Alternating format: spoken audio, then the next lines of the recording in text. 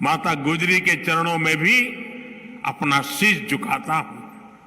साथियों, विश्व का हजारों वर्षों का इतिहास क्रूरता के एक से एक खौफनाक अध्यायों से भरा है। इतिहास से लेकर किंवदंतियों तक हर क्रूर चेहरे के सामने महानायकों और महानायिकाओं के भी एक से एक महान चरित्र रहे हैं। लेकिन ये भी सच है कि चमकौर और सरहिंद के युद्ध में जो कुछ हुआ वो भूतो न भविष्यति था। ये अतीत हजारों वर्ष पुराना नहीं है कि समय के पहियों ने उसकी रेखाओं को धुंधला कर दिया। ये सब कुछ इसी देश की मिट्टी पर केवल 3 सदी पहले हुआ। एक और धार्मिक कट्टरता और उस कट्टरता में अंधी इतनी बड़ी मुगल सल्तनत, दूसरी ओर ज्ञान और तपस्या में तपे हुए हमारे गुरु, भारत के प्राचीन मानवीय मूल्यों को जीने वाली परंपरा, एक और आतंक की पराकाष्ठा, तो दूसरी ओर अध्यात्म का शीर्ष, एक और मजहबी उन्माद, तो दूसरी ओर सब में ईश्वर देखने वाली उदारता, और इस सब के बीच एक और लाखों की फौज, और दूसरी ओर अकेले होकर भी निडर खड़े गुरु के वीर साहबजादे। ये वीर साहबजादे किसी धमकी से डरे नहीं, किसी के सामने झुके नहीं। जोरावर सिंह साहब और फतेह सिंह साहब दोनों को दीवार में जिंदा चुनवा दिया गया। एक और नृशंसता ने अपनी सभी सीमाएं तोड़ दी, तो दूसरी ओर धैर्य, शौर्य, पराक्रम के भी सभी प्रतिमान टूट गए। साहिबजादा अजीत सिंह और साहिबजादा जुझार सिंह ने भी बहादुरी की वो मिसाल कायम की जो सदियों को प्रेरणा दे रही है। भाइयों और बहनों, जिस देश की विरासत ऐसी हो, जिसका इतिहास ऐसा हो, उसमें स्वाभाविक रूप से स्वाभिमान और आत्मविश्वास कूट कूट कर भरा होना चाहिए।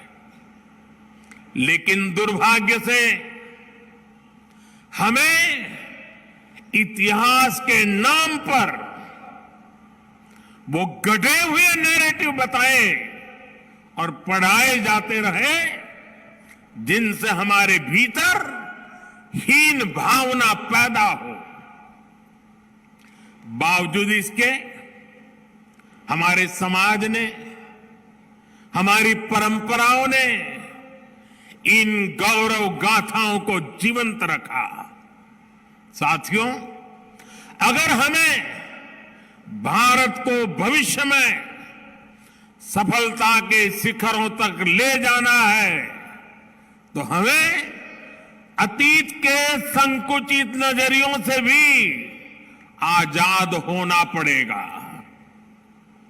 इसलिए आजादी के अमृत काल में देश ने गुलामी की मानसिकता के मुक्ति का प्रण फूंका है।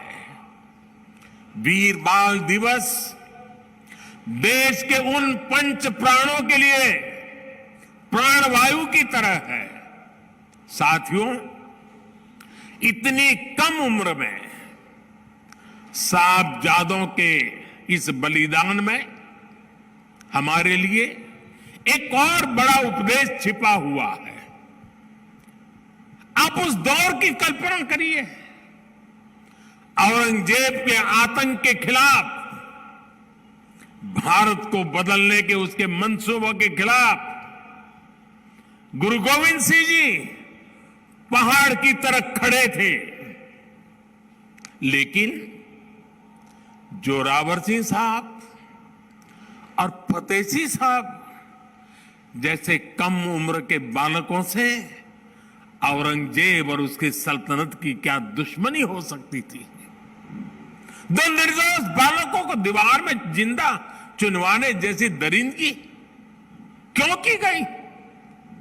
वो इसलिए क्योंकि औरंगजेब और उसके लोग गुरु गोविंद सिंह के बच्चों का धर्म तलवार के दम पर बदलना चाहते थे। जिस समाज में, जिस राष्ट्र में उसकी नई पीढ़ी जोर जुल्म के आगे घुटने टेक देती है, उसका आत्मविश्वास और भविष्य अपने आप मर जाता है।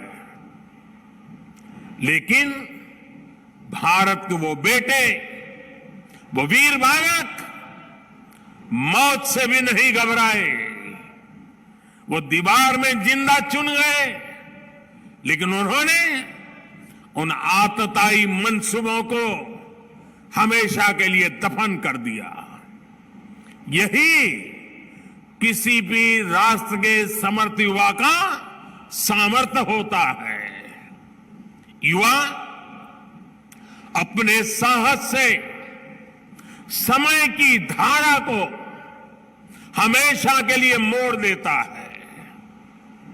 इसी संकल्प शक्ति के साथ आज भारत की युवा पीढ़ी भी देश को नई ऊंचाई पर ले जाने के लिए निकल पड़ी है। और इसलिए अब 26 दिसंबर को वीर बाल दिवस की भूमिका और भी अहम हो गई है। साथियों, सिख गुरु परंपरा केवल आस्था और आध्यात्म की परंपरा नहीं है, ये एक भारत श्रेष्ठ भारत के विचार का भी प्रेरणा पुंज है। हमारे पवित्र गुरु ग्रंथ साहब से बड़ा इसका उदाहरण और क्या हो सकता है। इसमें सिख गुरुओं के साथ साथ भारत के अलग अलग कोणों से 15 संतों और 14 रचनाकारों की वाणी समाहित है। इसी तरह आप गुरु गोविंद सिंह जी की जीवन यात्रा को भी देखिए। उनका जन्म पूर्वी भारत में पटना में हुआ। उनका कार्यक्षेत्र उत्तर पश्चिमी भारत के पहाड़ी अंचलों में रहा और उनकी जीवन यात्रा महाराष्ट्र में पूरी हुई। गुरु के पंच प्यारे भी देश के अलग अलग हिस्सों से थे। और मुझे तो गर्व है कि पहले पंच प्यारों में एक उस धरती से भी था, द्वारिका से, गुजरात से, जहां मुझे जन्म लेने का सौभाग्य मिला है। व्यक्ति से बड़ा विचार, विचार से बड़ा राष्ट्र, राष्ट्र प्रथम का यह मंत्र गुरु गोविंद सिंह जी का अटल संकल्प था। जब वो बालक थे तो ये प्रश्न आया कि राष्ट्र धर्म की रक्षा के लिए बड़ी बलिदान की जरूरत है। उन्होंने अपने पिता से कहा कि आपसे महान आज कौन है, ये बलिदान आप दीजिए। जब वो पिता बने तो उसी तत्परता से उन्होंने अपने बेटों को भी राष्ट्र धर्म के लिए बलिदान करने में संकोच नहीं किया। जब उनके बेटों का बलिदान हुआ तो उन्होंने अपनी संगत को देखकर कहा, 4 मुए तो क्या हुआ, जीवत कई हजार। अर्थात मेरे 4 बेटे मर गए तो क्या हुआ, संगत के कई हजार साथी हजारों देशवासी मेरे बेटे ही हैं। देश प्रथम, नेशन फर्स्ट को सर्वोपरि रखने की ये परंपरा हमारे लिए बहुत बड़ी प्रेरणा है। इस परंपरा को सशक्त करने की जिम्मेदारी आज हमारे कंधों पर है। साथियों, भारत की भावी पीढ़ी कैसी होगी, ये इस बात पर भी निर्भर करता है वो किससे प्रेरणा ले रही है। भारत की भावी पीढ़ी के लिए प्रेरणा का हर स्रोत इसी धरती पर है।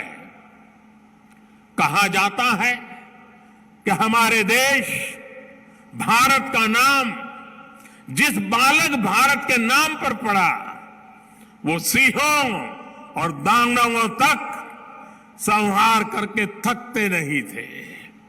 हम आज भी धर्म और भक्ति की बात करते हैं तो भक्तराज प्रहलाद को याद करते हैं।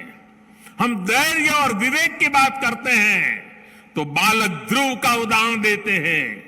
हम मृत्यु के देवता यमराज को भी अपने तप से प्रभावित कर लेने वाले नचिकेता को भी नमन करते हैं, जिस नेत्री नचिकेता ने बाल्यकाल में यमराज को पूछा था, व्हाट इज डेथ, मृत्यु क्या होता है।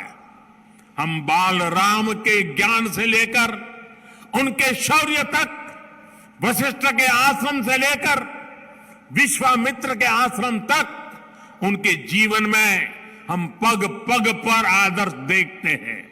प्रभु राम के बेटे लवकुश की कहानी भी हर मां अपने बच्चों को सुनाती है। श्री कृष्ण भी हमें जब याद आते हैं तो सबसे पहले कान्हा की वो छवि याद आती है जिनकी बंशी में प्रेम के स्वर भी है और वो बड़े बड़े राक्षसों का संहार भी करते हैं। उस पौराणिक युग से लेकर आधुनिक काल तक वीर बालक बालिकाएं भारत की परंपरा का प्रतिबिंब रहे हैं। लेकिन साथियों, आज एक सच्चाई भी मैं देश के सामने दोहराना चाहता हूं। साहबजादों ने इतना बड़ा बलिदान और त्याग किया, अपना जीवन न्यौछावर कर दिया, लेकिन आज की पीढ़ी के बच्चों को पूछेंगे तो उनमें से ज्यादातर को उनके बारे में पता ही नहीं है। दुनिया के किसी देश में ऐसा नहीं होता है कि इतनी बड़ी शौर्य गाथा को इस तरह भुला दिया जाए। मैं आज के इस पावन दिन इस चर्चा में नहीं जाऊंगा कि पहले हमारे यहां क्यों वीर बाल दिवस का विचार तक नहीं आया, लेकिन ये जरूर कहूंगा कि अब नया भारत दशकों पहले हुई एक पुरानी भूल को सुधार रहा है। किसी भी राष्ट्र की पहचान उसके सिद्धांतों, मूल्यों और आदर्शों से होती है। हमने इतिहास में देखा है, जब किसी राष्ट्र के मूल्य बदल जाते हैं तो कुछ ही समय में उसका भविष्य भी बदल जाता है। और ये मूल्य सुरक्षित तब रहते हैं जब वर्तमान पीढ़ी के सामने अपने अतीत के आदर्श स्पष्ट होते हैं। युवा पीढ़ी को आगे बढ़ने के लिए हमेशा रोल मॉडल्स की जरूरत होती है। युवा पीढ़ी को सीखने और प्रेरणा लेने के लिए महान व्यक्तित्व वाले नायक नायिकाओं की जरूरत होती है। और इसलिए ही हम श्री राम के आदर्शों में भी आस्था रखते हैं। हम भगवान गौतम बुद्ध और भगवान महावीर से प्रेरणा पाते हैं। हम गुरु नानक देव जी की वाणी को जीने का प्रयास करते हैं। हम महाराणा प्रताप और छत्रपति वीर शिवाजी महाराज जैसे वीरों के बारे में भी पढ़ते हैं। इसलिए ही हम विभिन्न जयंतियां मनाते हैं। सैकड़ों हजारों वर्ष पुरानी घटनाओं पर भी पर्वों का आयोजन करते हैं। हमारे पूर्वजों ने समाज की जरूरत को समझा था और भारत को एक ऐसे देश के रूप में गढ़ा जिसकी संस्कृति पर्व और मान्यताओं से जुड़ी है। आने वाली पीढ़ियों के लिए यही जिम्मेदारी हमारी भी है।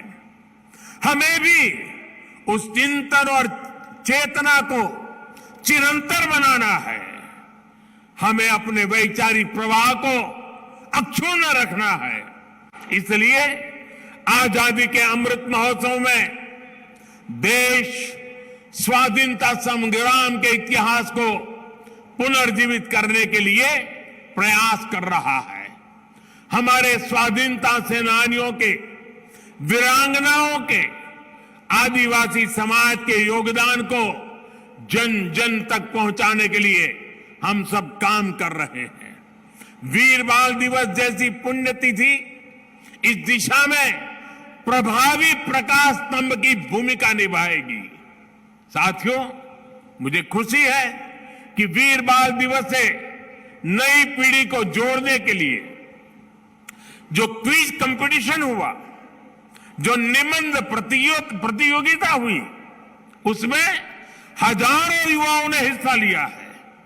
जम्मू कश्मीर हो, दक्षिण में पुडुचेरी हो, पूर्व में नागालैंड हो, पश्चिम में राजस्थान हो, देश का कोई कोना ऐसा नहीं है जहां के बच्चों ने इस प्रतियोगिता में हिस्सा लेकर के साहबजादों के जीवन के विषय में जानकारी न ली हो, निबंध न लिखा हो। देश के विभिन्न स्कूलों में भी साहबजादों से जुड़ी कई प्रतियोगिताएं हुई हैं। वो दिन दूर नहीं जब केरला के बच्चों को वीर साहिबजादों के बारे में पता होगा, नॉर्थ ईस्ट के बच्चों को वीर साहिबजादों के बारे में पता होगा। साथियों, हमें साथ मिलकर वीर बाल दिवस के संदेश को देश के कोने कोने तक लेकर जाना है। हमारे साहिबजादों का जीवन, उनका जीवनी संदेश देश के हर बच्चे तक पहुंचे, वो उनसे प्रेरणा लेकर देश के लिए समर्पित नागरिक बने। हमें इसके लिए भी प्रयास करने हैं। मुझे विश्वास है हमारे एकजुट प्रयास समर्थ और विकसित भारत के हमारे लक्ष्य को नई ऊर्जा देंगे। मैं फिर एक बार वीर साहिबजादों के चरणों में नमन करते हुए इसी संकल्प के साथ आप सभी का हृदय से बहुत बहुत धन्यवाद करता हूं। ਇਦਾਂ ਦੀਆਂ ਹੋਰ ਖਬਰਾਂ ਦੇਖਣ ਲਈ ਲਾਈਕ ਕਰੋ ਸਾਡਾ ਫੇਸਬੁੱਕ ਪੇਜ ਅਤੇ ਸਬਸਕ੍ਰਾਈਬ ਕਰੋ ਸਾਡਾ YouTube ਚੈਨਲ ਪਨੋਸ ਟੀਵੀ।